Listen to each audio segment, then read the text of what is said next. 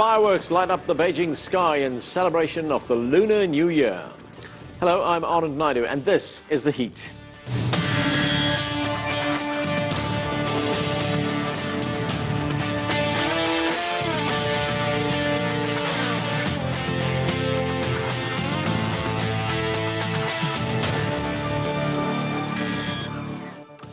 The New Year marks the world's greatest human migration, and it happens in China. The country's Ministry of Transportation estimates that nearly 3 billion domestic trips will be made during the holiday, which the Chinese also call Spring Festival, or Chunyun. And according to Ctrip.com, a popular Chinese travel website, 6 million people will also travel abroad. It's a time for family gatherings and reunion dinners. In China and other countries with a significant Chinese population, the Lunar New Year is celebrated as a public holiday, a holiday filled with tradition and symbolism. For 2016, it's the year of the monkey, one of the 12 animals in the zodiac. Later, we'll talk culture, tradition, and politics.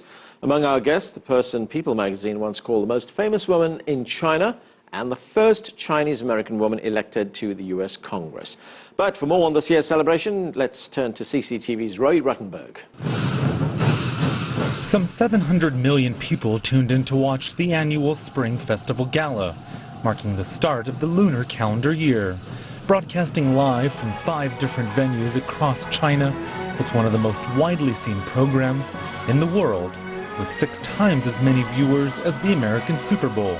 The show included music, acrobatics, dance, human and robotic, 150 miniature robots to be exact, giving a one-of-a-kind synchronized performance. The 4.5-hour broadcast is considered must-see TV for many Chinese, as families gather to say goodbye to one year and welcome another. Many Chinese people travel hundreds of kilometers to be with their loved ones in what's considered the world's largest human migration. 1 in 5 people on Earth will travel during the festival period, and in China alone, more than 300 million people will make the journey by train.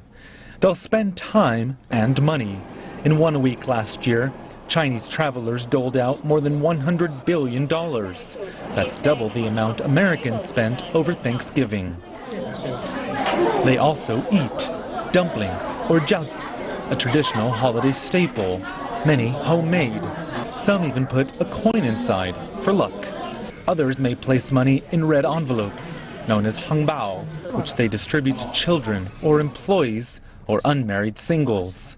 This year, millions opted to go digital, as China's 3 biggest internet companies, Baidu, Alibaba, and Tencent, offered online red envelopes.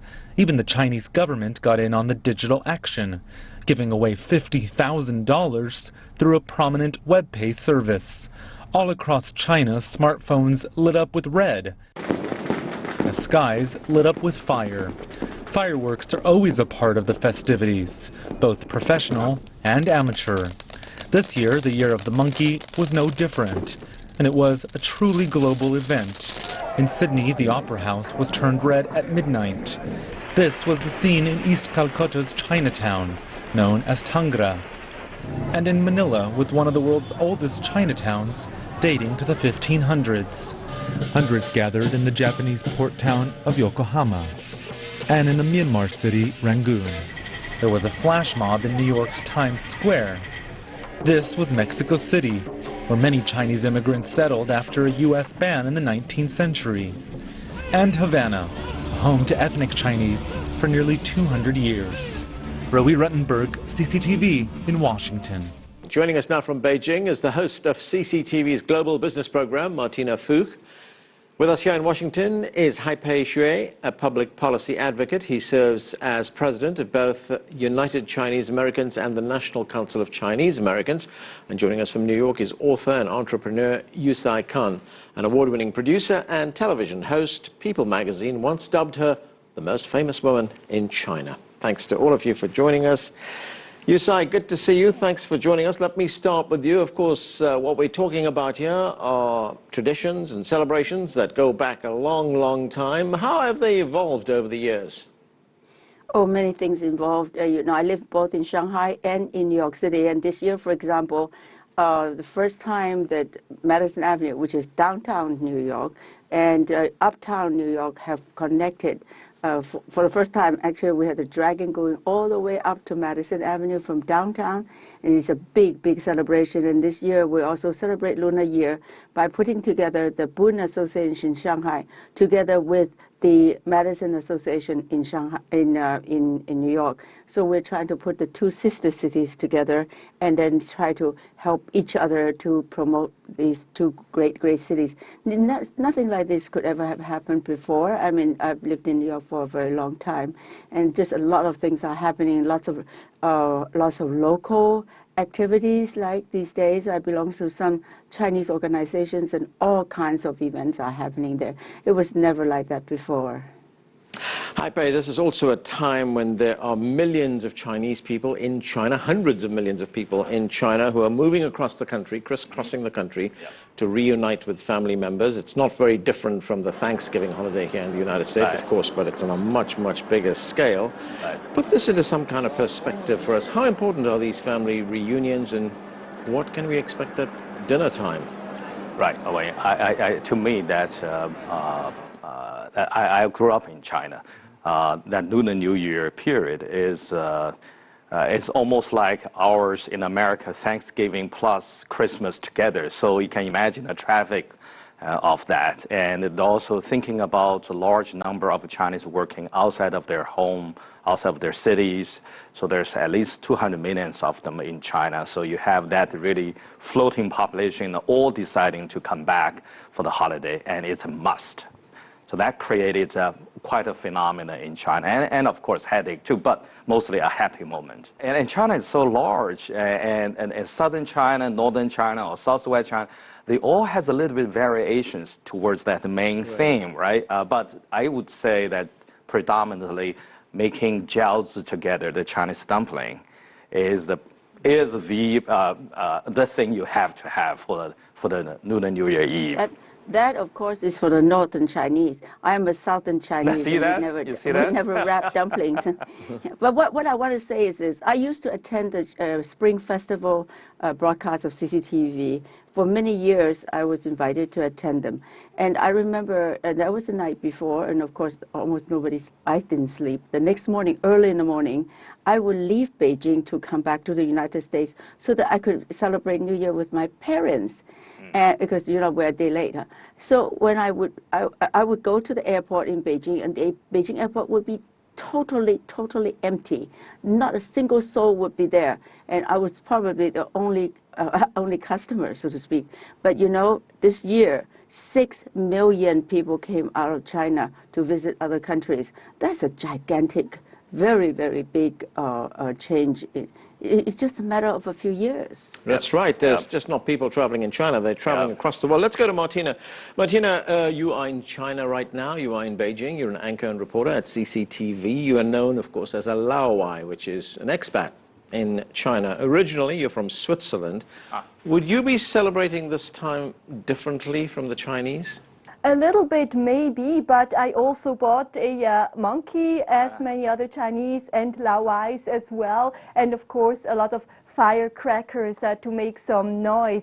Now the foreigners, Laowais, just like me, most of them, they stayed in Beijing, a lot of friends of mine, just because the capital is empty at this moment with all the people leaving the city. The sky is clear and blue outside without smog, less cars on the streets, so everybody is trying to take advantage. A lot of people, myself included, went to tourist spots. I went to the Summer Palace just outside of Beijing, for example, just to go for a stroll, enjoy the atmosphere there, to the temple fairs, of course. They are really big in Beijing, and a lot of foreigners like to go there to enjoy themselves. I went also to the Beijing South Railway Station to see the situation of the mass migration, the world's biggest myself. And I watched the CCTV Spring Festival Gala with a couple of friends too. Also sent a few hongbaos, the red envelopes with money, using WeChat, just like the Chinese do. And then I set off a few fireworks, firecrackers to upset my neighbors here. Right, looks like you're having a lot of fun over there. Yusai, like we said at the beginning of the program, you have been dubbed the most famous woman in China. You grew up in Hong Kong. You came to the United States when you were 16. How different is this celebration for you from the time you spent it as a young girl in Hong Kong and now in the United States? Well, in Hong Kong, we used to have hot pot. We always ate hot pot New Year's Eve. And then in America, we try to duplicate it. Having hot pot in America is rather simple. And then for many years, I was a college student. It depends on what kind of period of my life. You know, when I was a student, I was so poor and we had no family around, so it was a very lonely time. But now it's very different. You know, we have a lot of friends. And last night I had a very, very big New Year's party in my home, and my friends all came from all over the place. And it was a wonderful, joyous thing. And you know, even the school, you know, on Chinese New Year in New York are suspended. It's a holiday now. Do you know that? That's amazing, right. It's right? New York and In San New York. Francisco that have holidays during Yes, Chinese yes. New Year. And in fact, more than that, there are more school districts and less well-known than New York. Yeah. And you want that to happen in Washington as well, right? Well, yes, and all over the place. Haipe, Yes. you are hosting a big dinner for Congress people, Yes, Congress yes. women and men, on what we call the Hill here in Right, Washington. the Hill. Is this the first time that's going to happen? It's absolutely the first time that we're going to have a Lunar New Year celebration and reception on Capitol Hill, largely thanks to the large and growing rank of Asian American member of Congress that we have seen from 30 years ago, barely a few member of U.S. Congress members, until now we have at least 15 of them, and there's among them 4 are Chinese Americans. Right. So you come with all the social dynamic change of in the United States that is reflected in U.S. Congress. And now finally, after 150 years, after the Chinese come to the United States, in the U.S. government, and we're going to have a party for ourselves on the U.S. Congress. That's right, and we do have one of those Chinese representatives that you're talking about who's going to be on the show. I have to ask you this. Martina just showed us a moment ago that she had a monkey with her, and we have one right here in the studio as well. This is the Year of the Monkey, Haipe. And what is the significance of the Year of the Monkey? I think a monkey usually is considered very much a very witty, energetic, smart guy, I guess. So, in China, we have a household character, which is a monkey that could accompany. So a person born in the Year of the Monkey would have those personality traits that you're talking about? Well, supposedly. Right, we hope so. Yeah. Okay. Yes, as Martina just mentioned a moment ago, it's also the time, of course, of the annual Spring Festival, which is televised on Chinese television. Something like 700 million people watch that. That's about, 6 times, I guess, the number of people who watch the Super Bowl here in the United States. Tell us a bit about that festival. Well, as I said, I used to go there as an audience, so it was really fun. And I hadn't been there for quite a few years already. I tell you, you'll be surprised. No matter where I go in the country, people would just say, "Oh, I see you in Chinese New Year Spring Festival broadcast." That's such a dynamic, such an amazingly popular show for people to watch. These years, however, is getting less, because in the old days that was the only thing you could eat, you could watch, only thing. But attending that event, though, however, was not exactly fun. You had to get there very, very early, and then you have to learn how to clap, and then from even midnight, 1 o'clock, the broadcast is still on, and you have to be really seated. And it's a very tiring invitation to accept, to be honest with you. But it was a very exciting one, because everything that is important during that year is on that show. Every important artist, every important subject matter is discussed, through xiaoping, through humorous skits and stuff like that. So for me, it was fun, because I sit there for a few hours. I seem to get a lesson for the year. Martina, you were there in Beijing, and it's a huge, huge city. I remember being there last year and sitting in a car and driving across the city, and you could be driving for about 2 hours and you're still in the city center. You have a festival like this which takes place over a relatively long time, 7 days. So what happens in a place like Beijing? Does it just grind to a halt during this period? Well, Ananda, it's definitely not time for fasting, but for feasting for sure, like Christmas or Thanksgiving in the West. There is a lot of food and gift shopping happening across this 19-20 million population city. A lot of meat and fish are being bought to be cooked during the holiday period. Lots of candies for visitors as well. The rule of thumb here is to have lots of sweets ready in the house, so your guests during the holiday will only have sweet things to say about you. The festival decoration is on the shopping list as well. I also have bought quite a lot of red symbols and lanterns, etc. And then this year, of course, as I said, a lot of monkeys are being sold as well. But it is definitely a huge business in terms of travels and tourism especially. Travelers made a record number of 2.91 billion trips. This is according to China's National Development and Reform Commission. Imagine that. The Civil Aviation Authority of China said that 54 million people have traveled by air this time around, and 520,000 flights have taken off during the festival. Lots of money being spent at this time as well. I'm afraid that's where we're going to have to leave it. So thanks to all of you for helping us commemorate this big family holiday in China. We are going to take a break right now. When we come back, a conversation with the first Chinese-American woman elected to the U.S. Congress. Stay with us. You're watching The Heat.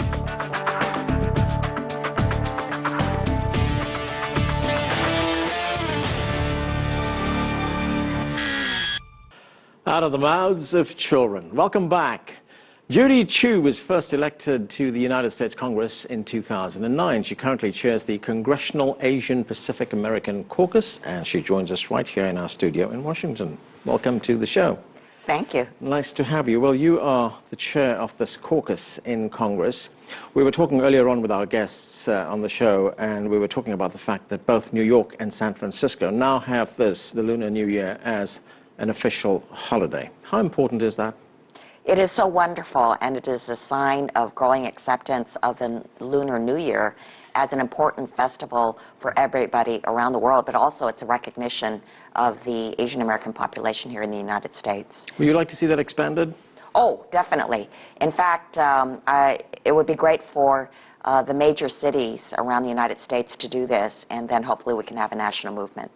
You know, there are significant Asian groups in the United States, big groups of people who live all over the country. Do you think enough is being done to raise awareness about Asian heritage, about things like the Lunar New Year, the Chinese New Year, and what that means? It's always an effort, and we need to make sure that our Asian American communities are doing as much as possible to create this kind of awareness about our culture, about our heritage.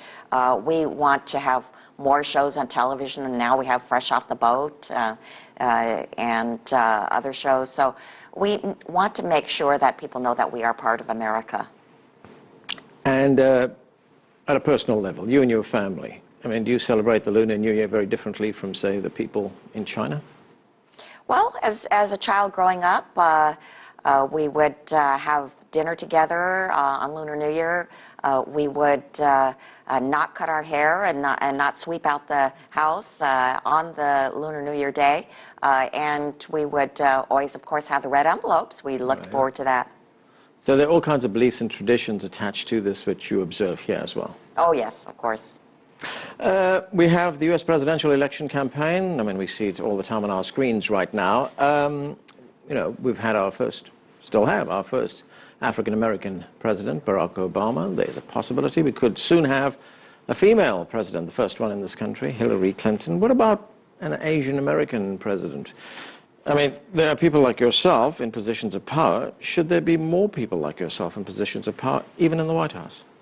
Well, today it is so encouraging to see the diversity up there at the highest level of our government. There was a time when we could never have imagined that we'd have an African-American president or a woman president, and yet now both are within grasp. Yes, it is very encouraging, and I think that we could definitely have an Asian-American president, but we need to make sure that that pipeline is there. So that means having more Asian-Americans elected to Congress, and also more Asian Americans on our top levels of appointed government, such as in our cabinet level positions. What are the current barriers that lie on their way to getting elected to high office? It's not easy to get elected to Congress. It means that you have to have a whole infrastructure in place. You have to have credibility with the voters. You have to be able to do all those things that candidates do, such as debating and raising money. So that takes a little bit of experience, and that's why we encourage a pipeline.